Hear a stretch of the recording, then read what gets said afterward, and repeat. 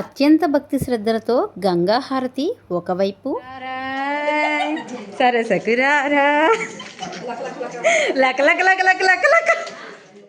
చిమ్మ చీకటిగా ఉన్న గుహల్లోకి వెళ్ళాలంటే మరింత భయం మరొక వైపు. వీటన్నిటితో కూడినటువంటి విశేషాలతో ఈరోజు వీడియోకైతే స్వాగతం చెప్పేద్దాం. నేపాల్లో పోఖ్రాల దగ్గరలో ఉన్నటువంటి సైట్ వ్యూస్ చూసేందుకు మేమైతే రెడీ అయిపోయాము. ఇంతకుముందు వీడియోలో అయితే పుందీకోట్లో ఉన్న ప్రపంచంలోనే ఎత్తైనటువంటి మహాదేవాలయం గురించిన విశేషాలన్నీ కూడా చూపించాను. ఈరోజు వీడియోలో అయితే ఫస్ట్ మనం చూడాల్సింది గుప్తేశ్వర్ మహాదేవ్ ఆలయం. ఇప్పుడైతే మనం అక్కడికే వెళ్తున్నామండి. పోఖ్రాలో ప్రసిద్ధమైనటువంటి డేవిస్ ఫాల్స్ ఎదురుగా అయితే ఈ గుప్తేశ్వర్ ఆలయం నిర్మించబడి ఉంటుంది. డేవిస్ ఫాల్స్లోని నీరు భూగర్భ మార్గంలో ఈ గుహలోకి ప్రవేశిస్తుంది.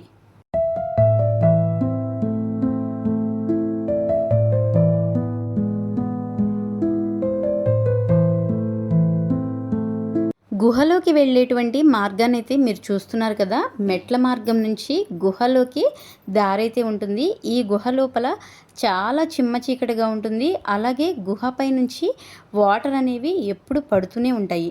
ఈ ఆలయంలో శివలింగం సహజ సిద్ధంగా ఏర్పడింది. మనకి నృత్య రూపంలో ఉన్నటువంటి మహాశివుడు కూడా దర్శనమిస్తాడు.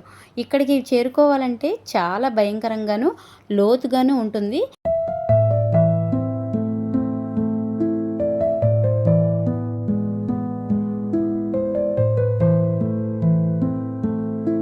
సుమారు ఈ గుహ పొడవు 2 కిలోమీటర్ల పైనే ఉంటుంది.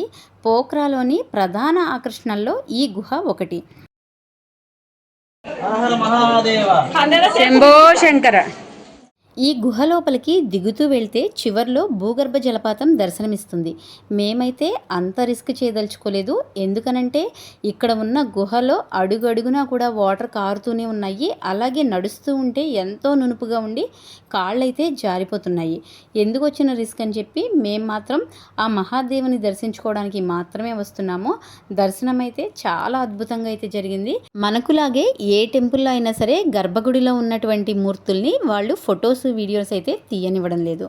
భూగర్భ జలపాతం కూడా ఇక్కడే ఉండడం వలన వర్షాకాలంలో అయితే ఈ గుహలో కొన్ని ప్రాంతాలైతే మూసేస్తారు. ఇక్కడ ఉన్న నంది ప్రధాన ఆకర్షణ. ఈ నందిలో అనేక మంది భక్తులు తమ కోరికలను నంది చెవిలో చెప్పుకుంటూ ఉంటారు.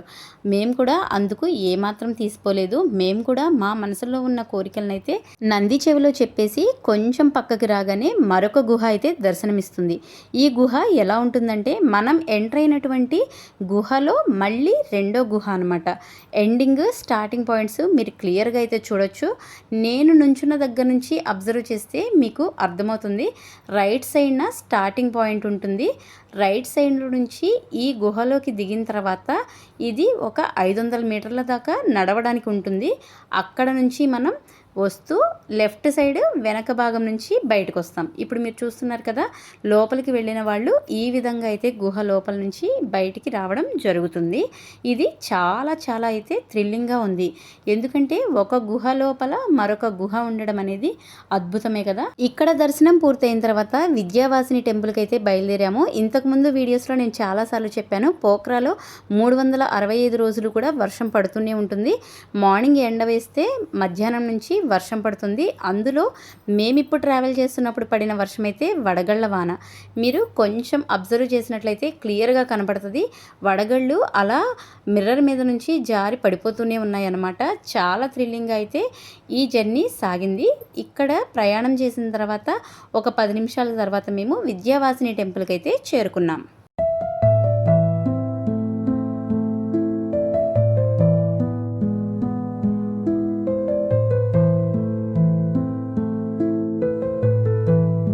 ఇక్కడ నేపాల్లో ఏ దేవాలయం దగ్గర చూసినా సరే రుద్రాక్షలతో తయారు చేసినటువంటి అనేకమైనటువంటి వస్తువులు మనకి కనిపిస్తూ ఉంటాయి.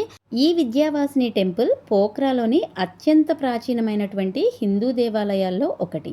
ఈ ఆలయం దేవి దుర్గామాత యొక్క రూపమైన విద్యావాసిని దేవికి అంకితం చేయబడింది. సుమారుగా 1760 ప్రాంతంలో స్థాపించబడినట్లు చరిత్ర అయితే చెప్తుంది. ఒక చిన్న కొండపైన ఉండడంతో ఆలయం నుంచి పోఖ్రా నగరం చుట్టుపక్కల హిమాలయాల పర్వతాలు చాలా అద్భుతంగా అయితే ఇక్కడ నుంచి కనిపిస్తాయి. అలాగే ఈ విద్యావాసిని ఆలయ ప్రాంగణంలో మనకు సరస్వతి, శివుడు, గణేశుడు, హనుమంతుడు ఇలాంటి దేవతల ఆలయాలు కూడా ఉన్నాయి. అలాగే దసరా, మహానవమి, శివరాత్రి వంటి పండుగలు, పర్వదినాల సమయంలో కూడా వేలాది మంది భక్తులు ఇక్కడికి వచ్చి మాతను దర్శించుకుంటూ ఉంటారు. మాకైతే ఈ ఆలయం చాలా చాలా బాగా నచ్చింది. విశాలంగా ఉండి 4, 5 చిన్న చిన్న గోపురాలు కూడా ఉండి విద్యావాసిని మాత ఎంతో దర్పంగా అయితే మనకి దర్శనమిస్తుంది.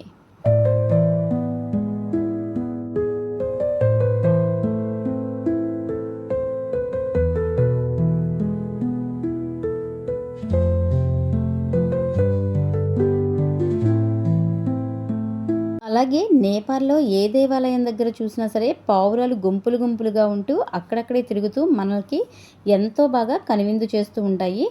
పర్టికులర్గా వాళ్ళు చిన్న మెసేజ్ ఓరియంటెడ్ బ్యానర్స్ కూడా తగిలిస్తూ ఉంటారనమాట. పావురాలు అక్కడ ఉంటూ ఉంటాయని చెప్పి వాటికి మనం గింజలు అలాంటివి వేయొచ్చు, లేదంటే కాసేపు వాటితో ఆడుకోవచ్చు. ఇక వింధ్యావాసిని మాత దర్శనం అయిన తర్వాత మేము నెక్స్ట్ మహేంద్ర కేవ్కి అయితే బయలుదేరుతున్నాం. అదేంటో మరి ఇండియా నుంచి వర్షాన్ని నేపాల్కి మేము మోసుకొచ్చామా అనిపిస్తుంది ఇక్కడ వాతావరణాన్ని చూస్తుంటే. ప్రతిరోజు కూడా మేము యాత్రలు చేసినన్ని రోజులు కూడా ఈ వర్షం మమ్మల్ని వదలలేదు. ఏదో ఒక పూట మమ్మల్ని ఈ వర్షం ఇలా పలకరిస్తూనే ఉంది. ఇక ఈ వర్షంలోనే నిదానంగా ట్రావెల్ చేస్తూ మనం అనుకున్న డెస్టినేషన్ మహేంద్ర కేవ్కి అయితే చేరుకున్నాం.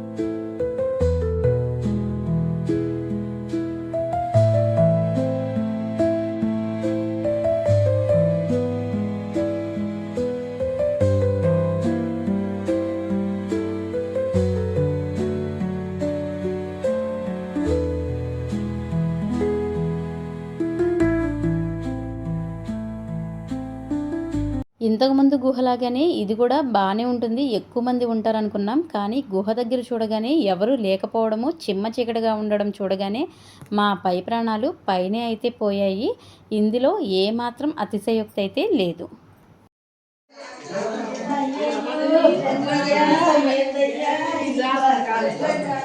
రారా సరే సకి రారా లక లక లక లక లక లక.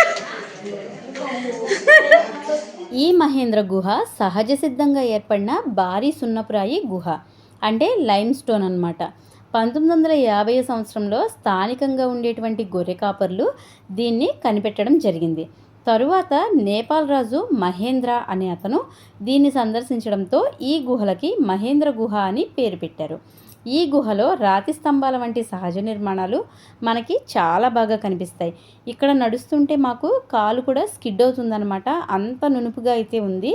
లోపల శివుని విగ్రహం కూడా ఉంటుంది.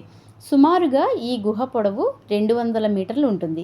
ఈ గుహలో అంతా కూడా చిమ్మ చీకటి వాతావరణం, గుహపై నుంచి నీటి బొట్లు కారడం వంటివి మనకి ఒక ప్రత్యేకమైనటువంటి అనుభూతిని కలిగిస్తాయి. అలాగే ఈ గుహలో రకరకాల గబ్బిలాలు, చిన్న చిన్న జీవులు కూడా కనిపిస్తాయి. మేము నడుస్తున్నంతసేపు అయితే ఏ పక్క నుంచి ఏ పాము వస్తుందా, లేదంటే ఏ విషపురుగు వస్తుందా అని చెప్పి కొంచెమైతే భయమేసింది. అలా భయంగానే నడుస్తూ ఫోన్ టార్చ్ లైట్లు వేసుకుంటూ మరీ నడిచాము. ఒకరిని చూసి ఒకరిని ధైర్యం తెచ్చుకుంటూ అయితే ముందుకు నడిచాం. శివుణ్ణి దర్శించుకున్న తర్వాత బయటికి అయితే వచ్చేసాము. రోడ్డు పైన ఒక బస్ స్టాప్లో అయితే ఈ గూర్ఖా మెమోరియల్ మ్యూజియం అయితే కనిపించింది. పేరు చదవగానే నాకైతే నవ్వు అస్సలు ఆగలేదు. మరి మీకేమనిపించిందో కామెంట్ సెక్షన్లో అయితే కామెంట్ చేయండి. గూర్ఖా అంటే నేపాలీ భాషలో మేబీ సెక్యూరిటీ అని అర్థమై ఉండొచ్చు.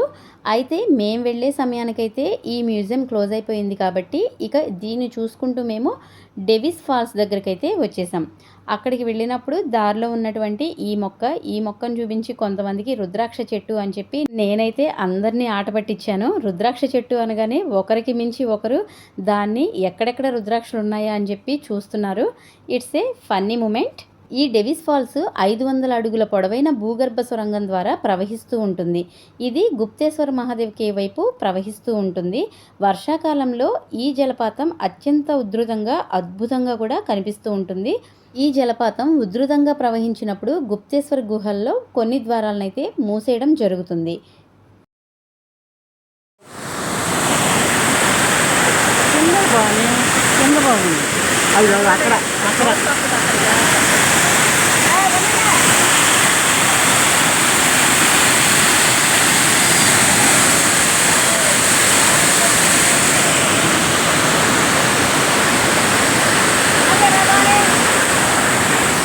జలపాతం సౌండ్ వింటేనే చాలా భయంకరంగా అనిపించింది కదండి. కొంచెం రిలీఫ్ అవుదామని చెప్పి దగ్గరలో ఉన్న షాపింగ్ కాంప్లెక్స్ అయితే వచ్చేసాము.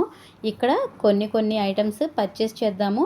అందులోనూ ముక్తినాథ్కి కావాల్సినటువంటి షూస్, గ్లౌజులు ఇలాంటివన్నీ పర్చేస్ చేద్దామన్న ఉద్దేశంతో అయితే షాప్లోకి ఎంటర్ అయిపోయాం. ఇక మన లేడీస్ షాపింగ్ అంటే మామూలుగా ఉండదు కదా, ఒక రేంజ్లో ఉంటుంది. అందులోనూ మన ఇండియాలో, అందులో ఆంధ్రాలో ఉన్న లేడీస్తో షాపింగ్ అంటే ఇక ఆ షాప్ వాళ్ళకైతే చుక్కలు కనపడాల్సిందే. మేమైతే ఏకదాటిగా 3 గంటల సేపు ఈ షాప్లోనే ఉండి ఆవిడ బుర్ర తొలిచేస్తూ మాకు కావలసినవి చూపించమని అడుగుతూ రకరకాల షాపింగ్ అయితే చేసేసాము. ఇక మొత్తానికైతే మాకు కావలసిన ఐటమ్స్ ఏదో గుడ్డిలో మెల్ల అన్నట్టుగా కొన్ని అయితే దొరికాయి. వాటిని తీసుకొని అయితే మేము బోటింగ్కి అయితే వచ్చేసాం.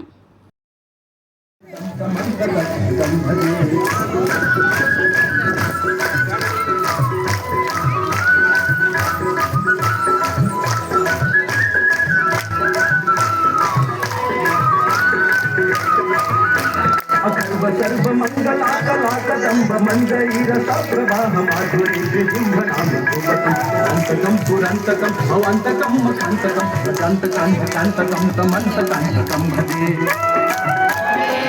సర్వం మహాదేవ దేవా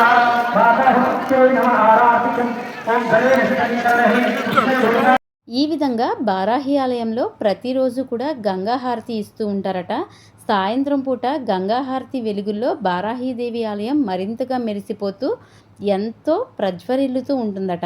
ఆ అందాన్ని చూడడానికి 2 కళ్ళు అయితే సరిపోవు.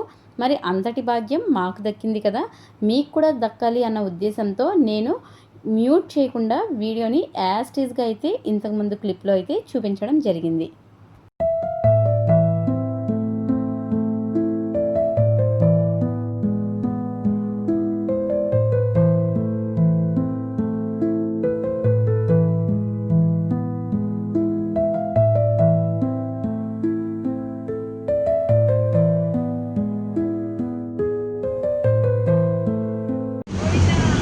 గోవిందా గోవిందా గోవిందా గోవిందా గోవిందా. చూస్తుంటేనే భయం వేస్తుంది కదా. మరి ఇది అసలైన అడ్వెంచర్ అంటే నెక్స్ట్ రాబోయే వీడియో మరేదో కాదు, ఎంతో కాలంగా ఎదురు చూస్తున్న ముక్తినాథ్ ప్రయాణం ఎలా సాగింది, ఎంత భయంకరంగా థ్రిల్లింగ్గా ఉందన్నది చూపించేస్తా. Stay tune. వీడియో నచ్చితే లైక్ చేసి సబ్స్క్రైబ్.